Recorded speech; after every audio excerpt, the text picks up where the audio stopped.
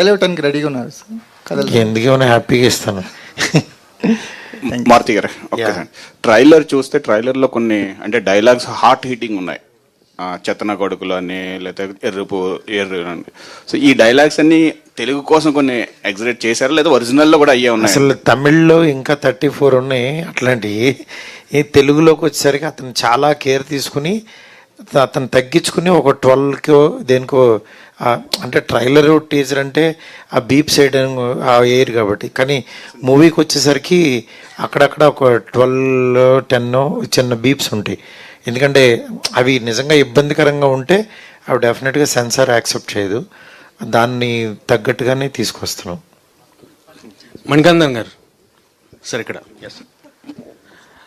Good night movie చేశారు, అందులో also your a lover, అందులోనూ పెయిన్ తీసుకున్నారు, ఇక్కడ పెయిన్ తీసుకున్నారు, but 2 different contrast things. So రెండిట్లో చేయడంలో which you felt difficult and ఏది రియలిస్టిక్గా ఉండింది దగ్గరగా? రెండు రియలిస్టిక్కే, కానీ ఇందులో కొంచెం కష్టం అంటే ఇదే. ఎందుకంటే to be in that aggressive mode for 8 continuous hours is really taxing, because I had to force myself to be as a violent, aggressive guy for 8 hours, and after the packup I couldn't come out of it. So I used to get so much of headache for that, and even after completing the film, even after completing the dubbing also, the hangover of the character is still lingering in the mind. So it was really difficult for me.